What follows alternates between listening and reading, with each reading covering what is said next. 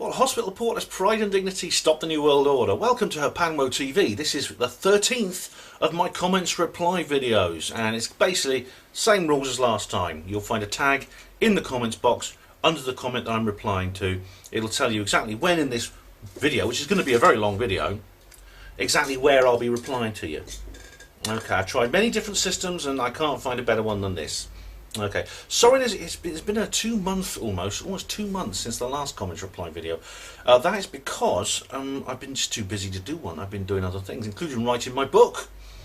I had to come first, unfortunately.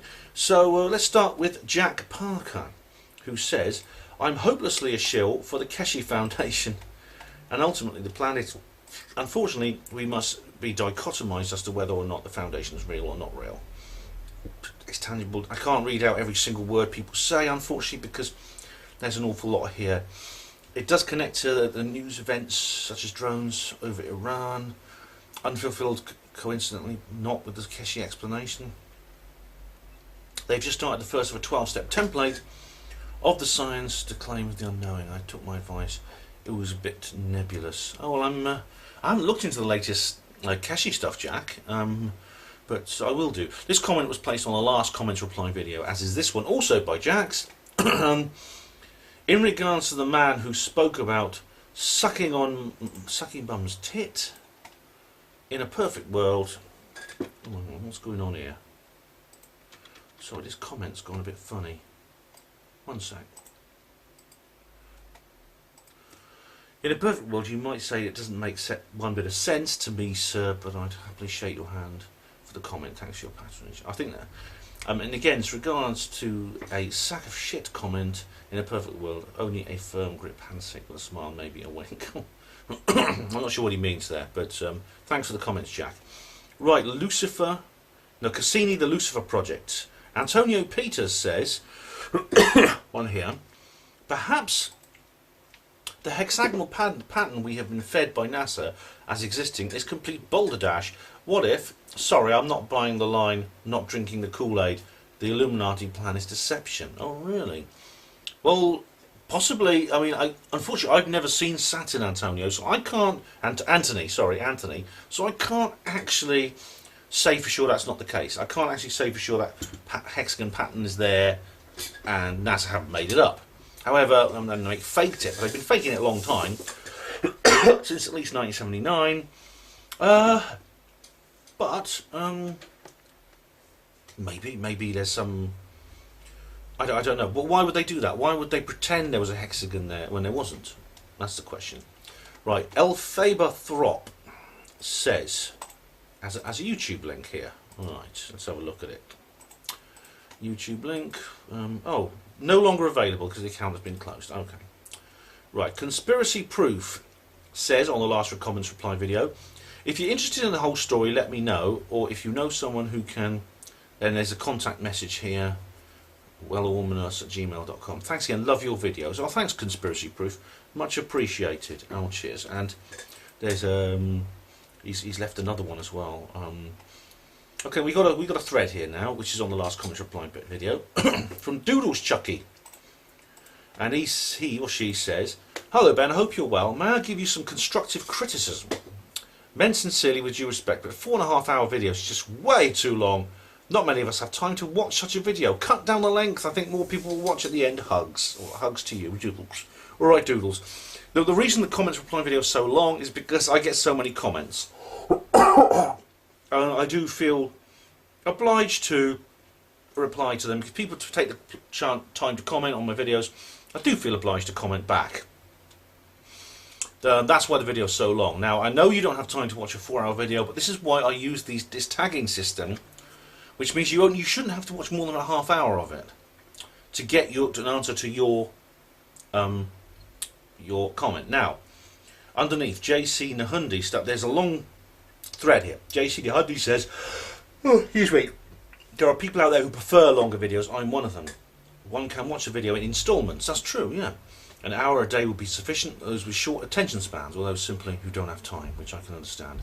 Well, you can always watch it in segments, Doodles Chucky. Most browsers on YouTube, most browsers actually have a system where when you click on the video again, it'll automatically take you to the place where you left it. Gary Robinson says, I tend to listen to Ben's videos when I'm working, so the longer the better. Oh, good, swings and roundabouts. I listen to stuff as well when I'm working, because if you're lucky enough to have one of those jobs where you can like, put earphones in, like I do, then you could do that. You could just put, you can simply, it's very easy to download the video, rip the audio, and just listen to that. And this particular video, the comments reply video, I mean, you might want to look at my face, but some of you might not. You don't have to. You can forego that pleasure, can't you, if you need to. Hugo Rune says, oh bless Hugo, why am I happy to listen to 4.5 hours of Ben the JR Porter? I've been listening to a BBC Radio 4 listener. I have been a BBC Radio 4 listener since the mid-1970s. Yes, I'm an old fart. Then I re-educated myself and I realised that the BBC was a load of shite. Ben is my replacement for the BBC Radio 4. Well, I'm honoured, Hugo, I really am, thank you. Hugo's a good guy. He's been watching all my stuff and I've been talking to him privately. Yeah, so I appreciate the support you've given me, Hugo, thank you. And he says underneath, I will add, BBC Now means to me, bullshit broadcasting corporation buggering British children. Ben, please note that the British part of it. That's true. Oh, I actually replied to Doodles Chucky here. Okay. But Wayne RS4 says, I prefer the long videos and I like listening to them at bedtime. Keep them coming. Well, thank you, Wayne, and I hope you enjoy this particular video. I really do. Right. So we should proceed. Like, we're going on the same video. We have Lauren Collins Cooper. Thanks for the tip on alternative video platforms. I've been thinking about setting up my own spiritual truther channel. Although with all the censorship, etc., it's put me off starting it up on YouTube. I've checked out VidMe, it looks good. I don't own a TV, so those platforms are important for keeping in touch with the truth. Thanks again, Ben, for the great work. I will catch you on VidMe if it all goes pear-shaped. Yeah. Oh, thanks, Lauren, and good luck with your channel. Let me know what it is. I'll subscribe, whichever platform you put it on. And thanks very much. I'm glad you enjoy what I'm doing, and so please do keep in touch. And yeah, alternative platforms I think may be the way forward. If YouTube does go full Nazi, then it could be either that or we just go silent. So yeah, get an account with VidMe, get onto BitChute. This is the way forward, I think. They cannot silence us if we're spread out over these platforms, especially these peer-to-peer ones like BitChute. Reply to comments, Hugo Rune. Ben, you don't live in New York. I don't actually. I mean, I'm not sure what that is in a reference to, Hugo. But I don't live in New York, that's true. Neptune says, on reply to comments, the last one. Hi Ben, I have noticed that the Parsons Green bucket bomb is made to look like a damaged Cassini probe. Is it? Oh. Cassini was burning up in Saturn's atmosphere at the time of this incident. Also, the ginger-haired woman in pink with the ring bandage around her head is being escorted by a police officer. Could represent Saturn getting away with a slight burn. Have a look at Annie Logical's video. Cheers. Well, thanks, Nep. You know, I do like Annie Logical. She's bloody good.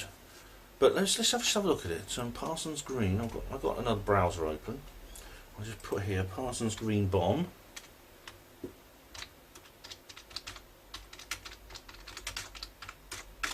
Let's have a look. It is a sort of cylindrical thing, yeah. I mean, it's a big plastic bucket with a little bag around it. It does look at something like that. Now I'll Google Cassini. Cassini probe. Yeah, well, that's interesting. Thanks, thanks Neptune. That's very interesting indeed. Very interesting indeed. Oh, very interesting indeed. Right, okay. I'll go back to the comments now. So that's yeah. Craig MK3 says underneath, Neptune, Jesus, where do you people come from? Holy shit. I bet MK stands for Milton Keynes, doesn't it, Craig? Right, oh, Dio Giviora Iguena Wavalesque. Alright then.